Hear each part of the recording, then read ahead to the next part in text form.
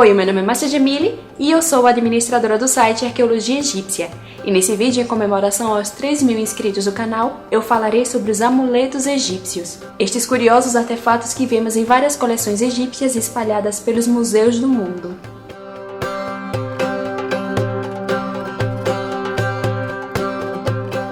Não mostrarei todos os tipos de amuletos que existiam, nem suas classificações. Apontarei somente o básico, mas claro, trazendo algumas curiosidades. Também não comentarei os sincretismos, a mistura de deuses, para não confundir vocês. Isso porque esse é um tema um pouco confuso, já que a civilização egípcia existiu por vários séculos.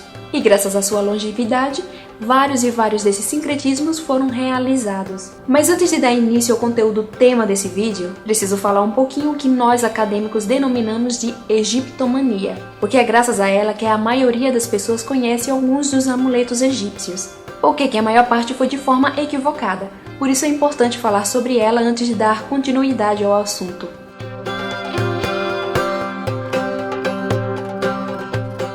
O Egito, com suas tumbas, templos e múmias, já tinham chamado a atenção de viajantes gregos e romanos na antiguidade, que fascinados viam a terra dos faraós como um lugar com uma áurea de mistério e magia, mas não se preocupando em conhecer suas características culturais mais básicas.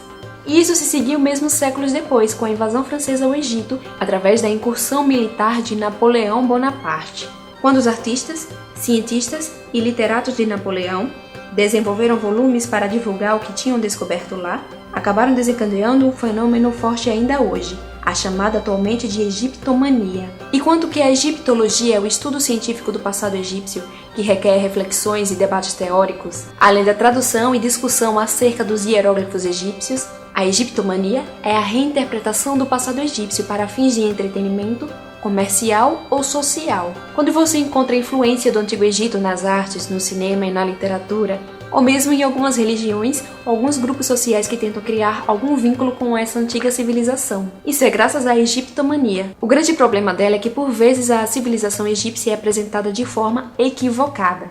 Ela tem relação com a imaginação, as interpretações pessoais ou o senso comum, ignorando por vezes as pesquisas da egiptologia. Por conta disso, os místicos lá no início do século XIX começaram a acreditar em coisas inusitadas, como que partes de múmias poderiam trazer sorte, ou que equipamentos funerários, a exemplo dos chapites, poderiam proteger as pessoas. Mas essa não é uma visão que pertence somente ao passado. Hoje em dia tem que acreditar que as pirâmides possuem poderes canalizadores de cura ou coisas assim, enquanto que na antiguidade eram vistas somente como tumbas de pessoas extraordinárias, no caso os reis e as rainhas.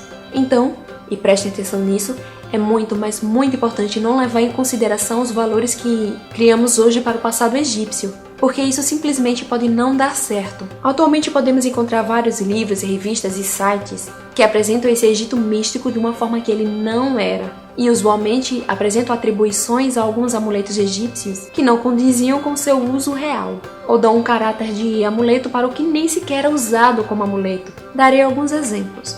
O primeiro é o já citado formato piramidal receber propriedades de cura. Isso é algo que foi inventado na nossa época, já que as pirâmides não eram vistas como amuletos. Já a Ankh tem sido interpretada por algumas pessoas na atualidade como um símbolo da morte, das trevas e do satanismo, sendo que, em verdade, ela era o símbolo da vida, além de ser uma das partes necessárias para a existência do indivíduo, ao lado do Ka e do Ba.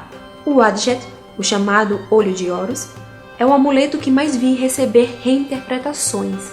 Uma delas é a de que ele abre a clarividência, mas a mais louca é a de que é a asa da liberdade, seja lá o que isso quer dizer. Também falam da fênix como o pássaro da ressurreição, associado ao ciclo solar. Só tem um problema aí, a fênix é um pássaro mítico grego. Alguns pesquisadores até que acreditam que a sua criação foi influenciada pela imagem da ave mítica Benu, que é egípcia. Mas apesar de terem em comum a ideia da eternidade, elas são diferentes em outros aspectos, principalmente sobre a sua morte. Ao contrário da fênix, que falece para renascer das suas cinzas, o Benu jamais morre. Como eu acredito que vocês já entenderam onde eu quero chegar, vamos passar agora para a realidade.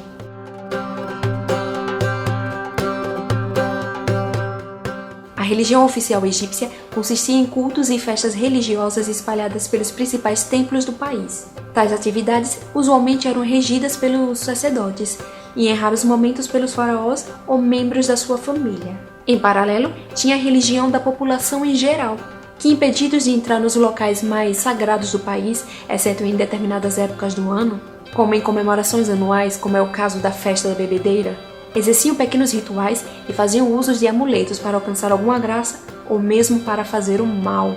Para variar, a religião era cheia de simbolismos, a exemplo da sua própria escrita, que era considerada sagrada, possuindo vários símbolos que encarnavam um certo poder. Por isso que algumas joias eram concebidas de tal maneira que agregassem tanto palavras como formas amuléticas. A exemplo dessa joia que foi encontrada na tumba do faraó Tutancâmon, que tem ao menos 3 funções: servir como ornamento para conferir imortalidade e indicar que é de Tutancâmon que se está falando. Isso porque, além de possuir a imagem de Keper, que é o deus escaravelho que traz a renovação e eternidade, o desenho dessa joia foi feito de tal forma que podemos ler o nome Neb-Keper-Ur-Ra, que é o prenome de Tutancâmon. Um amuleto ou talismã é um ornamento pessoal que, por conta do seu formato, o material que ele foi feito ou mesmo a sua cor, acredita-se que poderia dotar o seu portador com capacidades mágicas ou proteção. Esta concepção é confirmada pelo fato de que 3 das 4 palavras egípcias traduzidas como amuletos, nomeadas como Mekti, Nerti e Sa, vêm, a princípio, dos verbos guardar ou proteger. O quarto, Wetja, tem o mesmo som que a palavra que significa bem-estar.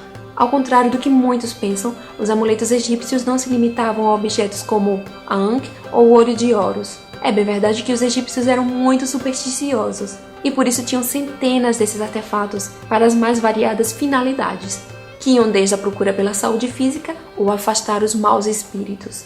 Além disso, parte desses amuletos utilizados em vida para a proteção mágica poderiam ser levados para a tumba para serem utilizados também após a morte. Contudo, paralelamente existe a classe dos amuletos funerários, que foram confeccionados exclusivamente para serem postos nas sepulturas, entre as bandagens das múmias, para a proteção do indivíduo, garantindo o seu acesso seguro ao além. Embora muitas das informações que obtemos sobre esses artefatos sejam advindas de escavações arqueológicas, realizadas em sítios que outrora foram templos, casas ou tumbas, foram os textos egípcios que nos deram boas informações acerca da aparência e uso dos amuletos. Por exemplo, no Livro dos Mortos, uma coletânea de fórmulas mágicas surgida a partir do Novo Império. Quase 200 feitiços para o auxílio ao morto foram registrados, além de vários tipos de talismãs, acompanhados de indicações dos materiais os quais deveriam ser feitos, o feitiço que deveria ser recitado sobre eles e qual o resultado esperado. Outros lugares onde é possível conhecer listas de amuletos e seus respectivos usos são, por exemplo, o Templo de Hathor em Denderah e no chamado atualmente de Papiro Gregor.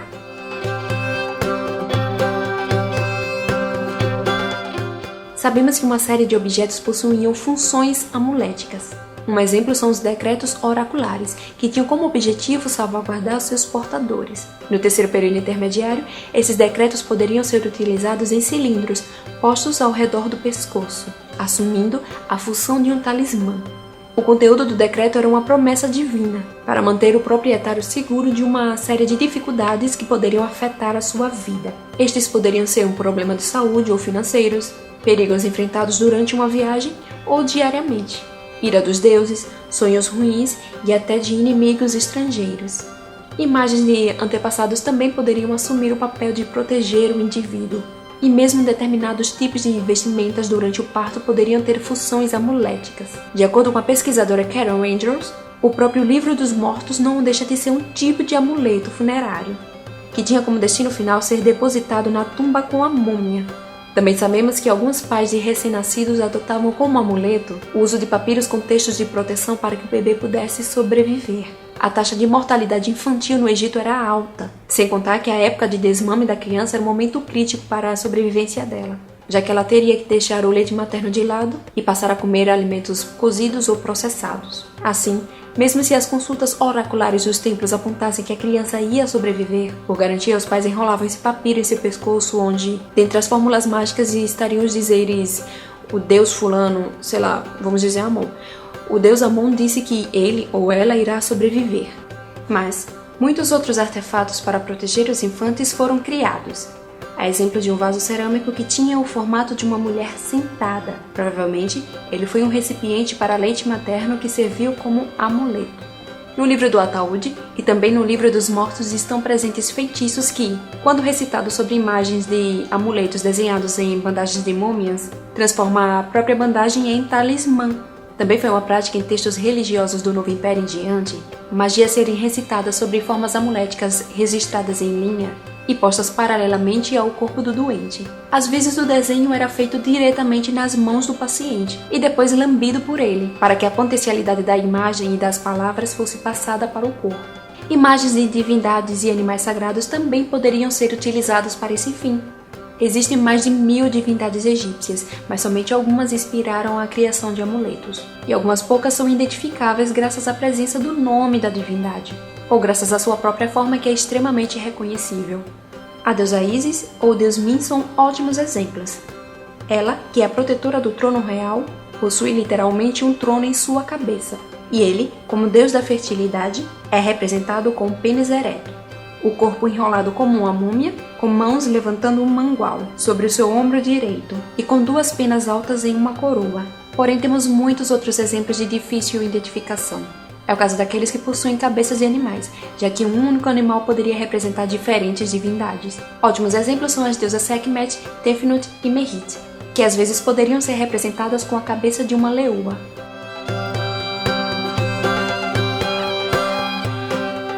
Usados tanto para fins cotidianos como funerários, eles eram feitos dos mais variados materiais que iam desde a faiança egípcia, pedras semi-preciosas, madeira ou ouro.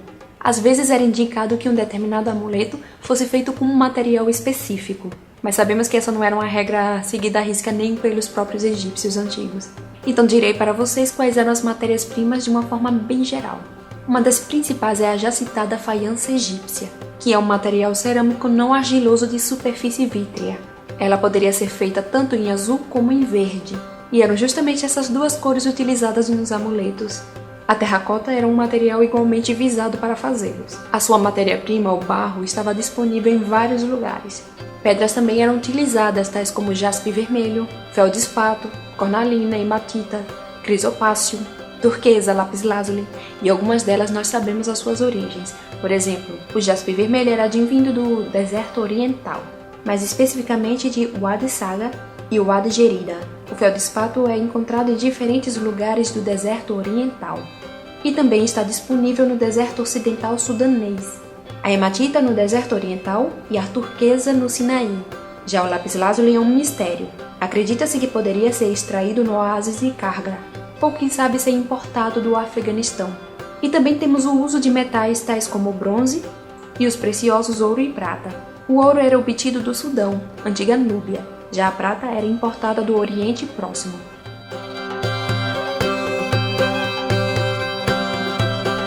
A presença desses objetos, os amuletos, reflete a intensidade e a integração da religião em todas as áreas da vida no Egito faraônico, especialmente quando rememoramos que alguns eram prescritos por médicos para ajudar na cicatrização.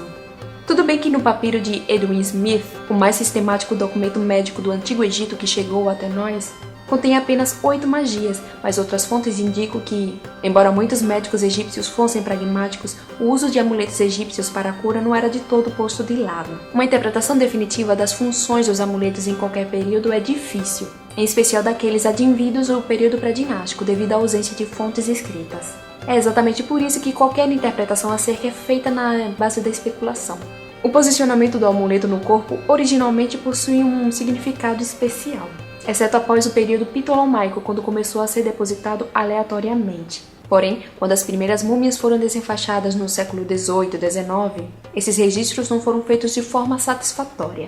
Porém, nos tempos de hoje, o raio-x ou a tomografia de corpos ainda embrulhados e a reanálise de evidências estão fornecendo mais informações. O uso de um amuleto que representava uma deusa ou um deus dava ao utilizador a esperança de assimilar as características da divindade representada, ou ter acesso aos seus poderes, ou simplesmente pedir por proteção ou demonstrar sua devoção, mostrando ao mesmo tempo uma proximidade com eles. É o caso dos com a forma do deus Imhotep, cuja função era dar auxílio médico, ou daqueles com o formato de falcão, que tinha como objetivo pedir por proteção ao deus Horus. Um tipo de uso que eu acho particularmente interessante é aquele que se utiliza de formas de animais perigosos, como era o caso dos crocodilos ou escorpiões, ou aqueles que se acreditavam trazer azar, como era o caso das tartarugas, para justamente afastar o mal através da intimidação. Eu trouxe essas réplicas de amuletos aqui para exemplificar melhor para vocês. Cada cor de amuleto tinha um significado. O vermelho, por exemplo, era o sangue em movimento, e tinha o verde, que significava a manutenção da vida, saúde, renascimento, e o azul significava divindade, e tem relação também com a cor do rio Nilo. Bem, na antiguidade egípcia existiam dezenas de amuletos e cada um com um significado, mas a maioria tinha relação com o meio funerário, ou seja, eles eram colocados na tumba para exercer determinados tipos de funções, como é o caso desse aqui, que é o Ibi. Ele representava o coração do falecido. Ele foi baseado em um que foi encontrado na tumba do faraó Tutankhamon. E ele traz o Benu, nesse caso aqui, ele traz o Benu, que é uma ave mística que representa o bar do deus Sol Ra. E é o caso também da Anki, que com certeza é muito conhecida por vários de vocês. E ela representa a vida. Outro amuleto funerário, mas que não é tão conhecido assim, é o Tiet, que é intrinsecamente ligado com a lenda de Osíris. E o Tiet normalmente era representado na cor vermelha, porque era relacionado com a menstruação. Ele também é chamado hoje de cinto de Ísis e de nó de Ísis. Não sabemos bem qual era a função desse amuleto, mas acredita-se que fazia parte da crença egípcia que você colocar ele no pescoço da múmia protegia o corpo. Por acaso, o nosso último unboxing foi também de uma réplica de um Tiet. Olha aqui. E esse aqui é feito de pedra-sabão, que é o mesmo material que era utilizado na antiguidade egípcia também. Outro amuleto funerário era esse aqui, que com certeza a maioria de vocês não conhece, porque não é tão divulgado assim, que é o cetro de papiro. Não se sabe o real uso dele, mas acredita-se que tem relação com dar saúde ou vitalidade para a pessoa. E normalmente ele era representado com a cor esverdeada. E falando em amuletos de cor verde, tem mais um que hoje não é tão conhecido assim, que são aqueles em formato de rã. Eles, a exemplo de muitos outros, representavam a fertilidade e o renascimento. Isso porque ele era associado com a deusa Reneket. Acredita-se que esse tipo de objeto era utilizado muito por mulheres que tinham interesse em engravidar. Também no âmbito de amuletos funerários está o popular Khepri, que era representado por um escaravelho. Ele era utilizado para representar a imortalidade, renascimento, porque era associado com o deus Sol. E esse amuleto aqui, ele era extremamente importante na antiguidade egípcia. Esse é o Djet. Ele representava estabilidade, durabilidade. Ele era cultuado em várias cidades, especificamente em Buziris e em Ábidos, onde o culto ao deus Osíris era muito forte. E uma curiosidade é que uma imagem dele era erguida durante o festival Sed, que era um festival de renascimento do poder do faraó. E tem alguns artefatos que nós não sabemos mesmo qual era o seu significado. No caso do cetro de papiro, a gente tem uma vaga ideia, mas tem outros, como é o caso do Nefer, que não fazemos a menor ideia de para que ele era utilizado. Nós sabemos que ele significava beleza, mas não sabemos como amuleto para que de fato ele servia. Lembrando que beleza no Antigo Egito, que é o significado do Nefer, tinha relação com perfeição. Então pode ter alguma coisa a ver com isso. Outro amuleto que é muito popular nos dias de hoje é o Wedget, que é o olho de Horus. Ele tinha um poder de proteção muito forte e era utilizado tanto em âmbito doméstico como funerário. E acreditava-se que dava saúde à pessoa. Várias imagens de deusas eram utilizadas para representar a fertilidade ou dar fertilidade. É o caso da deusa Tauret. Ela era também um amuleto para a proteção de gestantes e era utilizada por mulheres que tinham interesse em engravidar. Outro caso é da deusa Hathor, que aqui está sendo representada com um colar Aedes. Além de promover A fertilidade, ela também era um amuleto funerário de proteção ao morto. Espero que com esse vídeo vocês tenham se interessado mais pelos amuletos egípcios e que próxima vez que visitar um museu ou encontrá-los em fotos em livros ou revistas, rememorem que para os antigos egípcios eles não eram somente objetos que trariam sorte momentânea, mas algo que fazia tanto parte do dia a dia como da morte. E esse foi o nosso especial de 3.000 inscritos. Se você gostou desse vídeo, deixe seu curtir. E caso ainda não seja inscrito no canal, não deixe de se inscrever. E nos siga nas nossas redes sociais, porque sempre estou postando novidades sobre o Antigo Egito ou sobre o meu trabalho. E obrigada por assistir esse vídeo e continue acessando o site.